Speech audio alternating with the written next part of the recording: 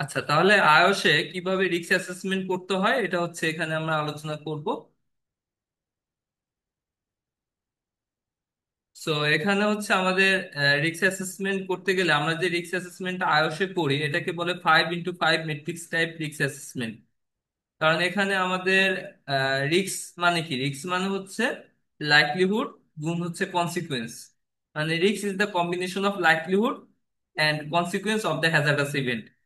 মানে কোন একটা হ্যাজার্ডাস ইভেন্ট ঘটার সম্ভাবনা এবং হ্যাজার্ডাস ইভেন্টটা যদি ঘটে তাহলে আমাদের কি পরিমাণ ক্ষতি হতে পারে, এটা রেজাল্ট বা আউটকামটা কি আসতে পারে, এই দুটার কম্বিনেশনকে বলা হয় রিস্ক।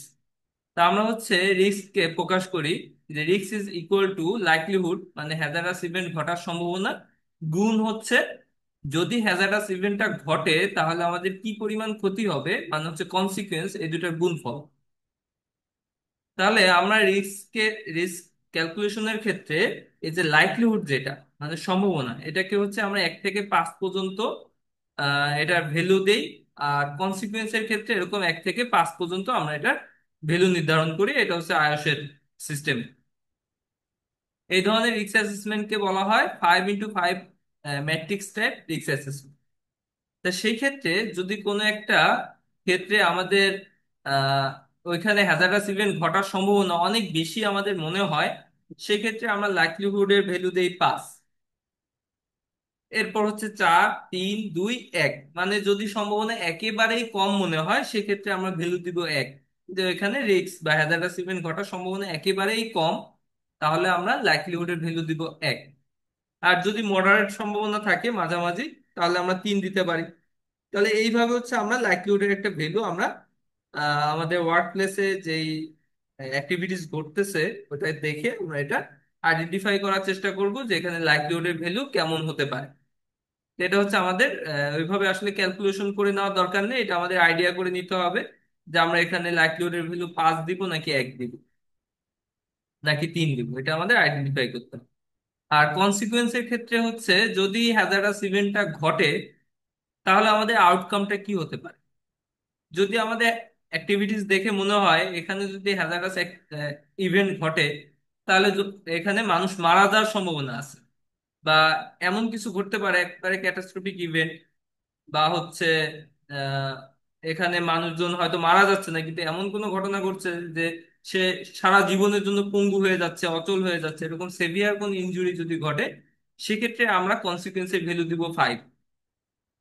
আর যদি এমন হয় যে সে লং টাইম 3 ডেজ, কোনো কোনো জায়গায় বলে 7 ডেজ বা তার চাইতে বেশি সময় পর্যন্ত যদি সে অসুস্থ থাকে, সে যদি কাজে অনুপস্থিত থাকে, লস টাইম ইনজুরি যদি ঘটে সেক্ষেত্রে আমরা কনসিকুয়েন্সের ভ্যালু দিব হচ্ছে 4। যদি হচ্ছে 2 দিন 2 থেকে 3 দিন হচ্ছে অসুস্থ থাকে সেক্ষেত্রে আমরা কনসিকুয়েন্সের ভ্যালু দেই 3।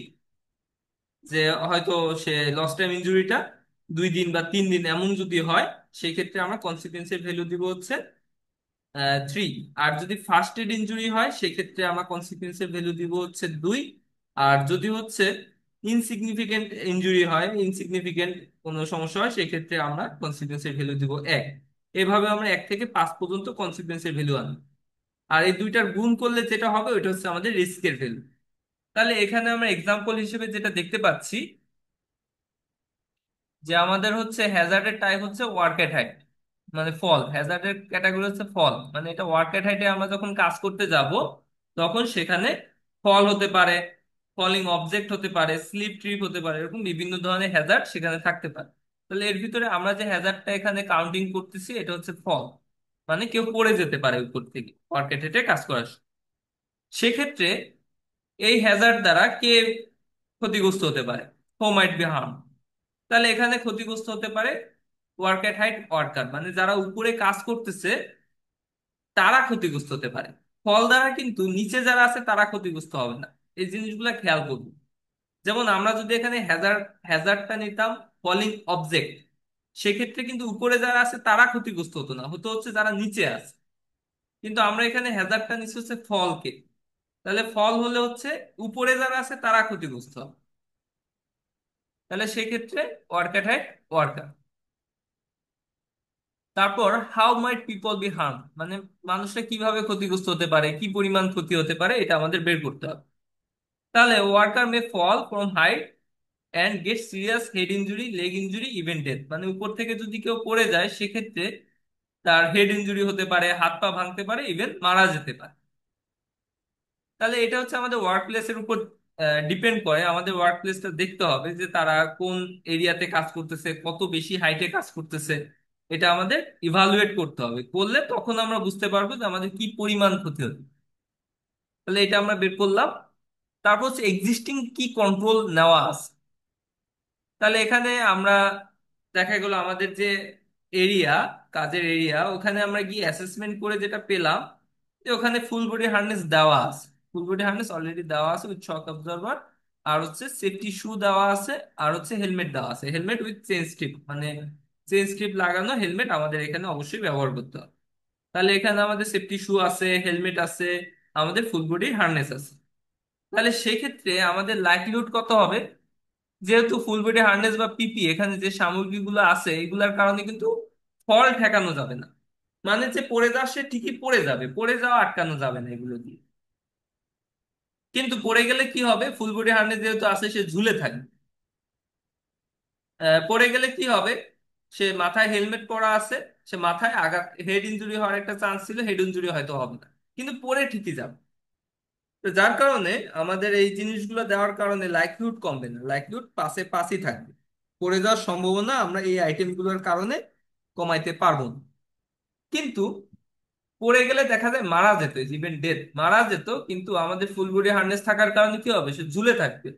বা সে মাথায় আঘাত পেতে পারতো, সে মাথায় আঘাত পাবে না। এতে করে আমাদের কনসিকুয়েন্সের ভ্যালুটা কম, 5 না হয়ে এখানে 3 হয়েছে।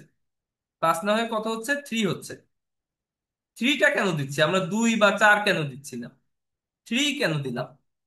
দিলাম এই কারণে যে ফুল বডি হার্নেসে যদি কেউ ঝুলে থাকে, ফুল বডি হার্নেসে যদি কেউ ঝুলে থাকে, তখন তাকে উদ্ধার করার পরে কিন্তু হসপিটালাইজ করতে হয়। কারণ ফুল বডি হার্নেসের একটা প্রেসার ক্রিয়েট করে, মানে এটা তো একটা বেল্ট, শরীরে একটা বেল্ট পরা থাকে। তো এটা হচ্ছে শরীরের উপর একটা প্রেসার দেয়। প্রেসারের কারণে ব্লাড সার্কুলেশন বাধাগ্রস্ত হয়, মাথা ঘুরে, কেউ বমি করে দেয়, কেউ অজ্ঞান হয়ে যায়। যার কারণে তাকে দ্রুত, যত দ্রুত সম্ভব, উইথিন 15 মিনিট, 15 মিনিটের ভিতরে তাকে উদ্ধার করে হসপিটালে পাঠাইতে হবে।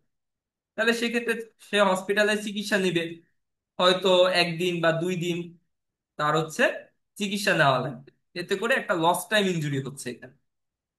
1 দিন, 2 দিন বা 3 দিন একটা লস টাইম ইনজুরি হচ্ছে, এই কারণে আমরা এখানে 3 দিছি। ঠিক আছে? তাহলে সেক্ষেত্রে আমাদের রিস্কের ভ্যালুটা আসবে 3 × 5 = 15 আসতেছে। 3 × 5 = 15, এটা হচ্ছে আমাদের রিস্কের ভ্যালু। কিন্তু আমরা চাচ্ছি যে রিস্কটাকে আরো কমায় আনতে। এই যে রিস্কটা আছে, এটা হচ্ছে আপাতত কাজ করে নেওয়ার জন্য অ্যাকসেপ্টেবল। অ্যাজ পার আয়স আমরা হচ্ছে আপাতত কাজ করে নেওয়ার জন্য এটা অ্যাকসেপ্টেবল, কিন্তু পরবর্তীতে আমরা যাতে এটাকে আরো ডেভেলপ করা যায়, উন্নতি করা যায়, এই জন্য আমরা চেষ্টা করতে পারি। তাহলে সেই ক্ষেত্রে আমাদের কি করতে হবে, অ্যাডিশনাল আরো কিছু কন্ট্রোল মেজার গ্রহণ করতে হবে। তাহলে অ্যাডিশনালি আমরা যেটা করতে পারি, আমরা একটা সেফ প্ল্যাটফর্ম তৈরি করে দিতে পারি। আমরা হচ্ছে প্ল্যাটফর্মের চারদিকে গার্ডরেল দিয়ে দিতে পারি। আমরা যেখানে ওয়ার্কাররা কাজ করতেছে তার ঠিক নিচে আমরা হচ্ছে সেফটি নেট দিয়ে দিতে পারি। এর বাইরে আমরা হচ্ছে ড্রপ শিট দিতে পারি, ব্যারিকেড দিতে পারি। তারপর হচ্ছে ওয়ার্কারদেরকে ট্রেনিং করাতে পারি, প্রপার সুপারভিশন করাইতে পারি, প্রপার সুপারভিশন করতে পারি। তাহলে এইগুলো যখন আমরা করব তখন কি হবে, আমরা যেহেতু এখন সেফ প্ল্যাটফর্ম দিছি, গার্ডরেল দিছি, তাহলে মানুষটা পড়ে যাওয়ার সম্ভাবনাও কমবে। মানে আমাদের এখানে কিন্তু লাইভলিহুড কমছিল না, কিন্তু এখন কিন্তু আমাদের লাইভলিহুডটাও কমে যাবে, কারণ আমরা এখানে প্ল্যাটফর্ম দিছি, গার্ডরেল দিছি। যার কারণে সহজে কেউ পড়বে না। আর যদিও পড়ে যায়, পড়বে কিসের উপরে, সেফটি নেটের উপরে।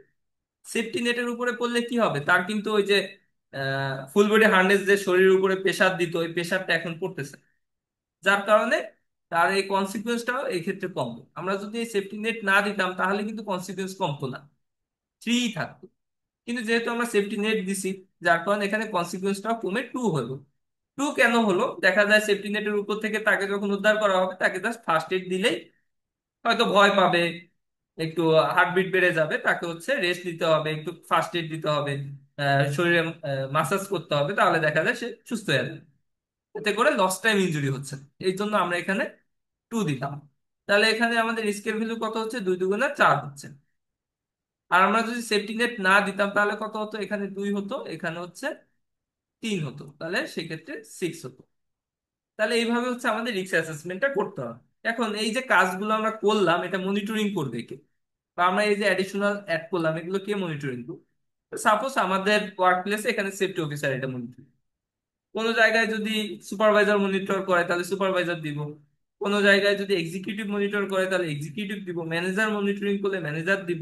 তাহলে আমরা এখানে দিলাম যে সেফটি অফিসার সে মনিটরিং। আমরা রিস্ক অ্যাসেসমেন্টটা কখন করছি? অ্যাসেসমেন্টটা করছি আমরা সকাল 10টা 30-এ, 12/8/2022। তাহলে এইভাবে আমরা একটা রিস্ক অ্যাসেসমেন্ট করতে পারি। তা আপনাদের হচ্ছে আইএলটিএস যে এক্সাম হবে সেখানে 4টা রিস্ক অ্যাসেসমেন্ট করতে হবে, মানে 4টা হ্যাজার্ডের উপর।